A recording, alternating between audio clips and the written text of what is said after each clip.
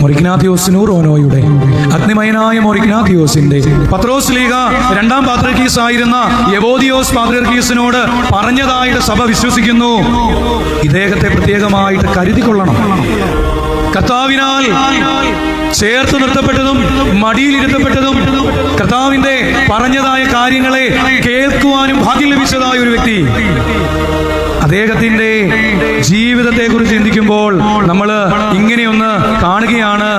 ഒരു hierarchical order ഈ സഭയിൽ ഉണ്ടാകണമെന്ന് പഠിപ്പിച്ചതായ ഒരു പിതാവായിരുന്നു ഇദ്ദേഹം.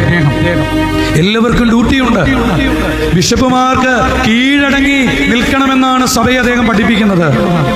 ആ സ്ഥാനത്തെ ബഹുമാനിക്കണമെന്ന് പഠിപ്പിക്കുന്നുണ്ട്. സഭയുടെ എല്ലാ കാര്യങ്ങളിലും തീരുമാനങ്ങൾ എടുക്കേണ്ടത് ബിഷപ്പുമാരാണ്.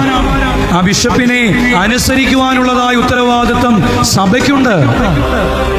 സഭ എന്ത് ചെയ്യുമ്പോഴും ബിഷപ്പിന്റെ അനുവാദത്തോടുകൂടി ചെയ്യണമെന്ന് ഇദ്ദേഹം പഠിപ്പിക്കുകയാണ്. തുടർന്ന് സഭയിലെ ഓരോ പിതാക്കന്മാരോടും പറയുകയാണ്, നിങ്ങൾക്ക് ഈ അനുഗ്രഹം ലഭിക്കുമ്പോൾ നിങ്ങൾക്കുള്ള ഉത്തരവാദിത്വം എന്തെന്ന് ചോദിച്ചാൽ ഈ സഭയിലെ ഓരോ ആത്മാക്കളെ കുറിച്ചും ദൈവത്തോട് നിങ്ങൾക്ക് കണക്ക് പറയേണ്ടതായി വരും. അതുകൊണ്ട് തന്നെ പാവപ്പെട്ടവനെ കുറിച്ചും അനാഥരെ കുറിച്ചും വിധവകളെ കുറിച്ചും നിങ്ങൾക്ക് കരുതലുണ്ടാകണം.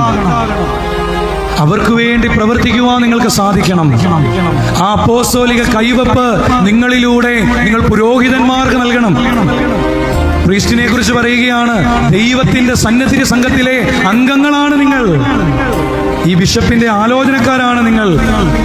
കൂദാശകൾ ഈ ബിഷപ്പിനു വേണ്ടി നിർവഹിക്കേണ്ടുന്നതായ വ്യക്തിത്വങ്ങളാണ് നിങ്ങൾ. തുടർന്ന് അടുത്ത ഹൈറാർക്കിക്കൽ ഓർഡറിലുള്ളതായ ഡീക്കൻസ് അവരോട് പറയുകയാണ്, മാലാഖ ശുശ്രൂഷ ഗണത്തെ പോലെ സമർപ്പണത്തോടുകൂടി ഒരു ശുശ്രൂഷയുടെ ഉത്തരവാദിത്വമാണ് നിങ്ങൾ കേൾപ്പിച്ചു വന്നിരിക്കുന്നത്. പ്രിയമുള്ളവരെ, ഈ സമർപ്പണത്തെക്കുറിച്ചാണ് നമുക്ക് ഇവിടെ മനസ്സിലാക്കുവാൻ സാധിക്കുന്നത്.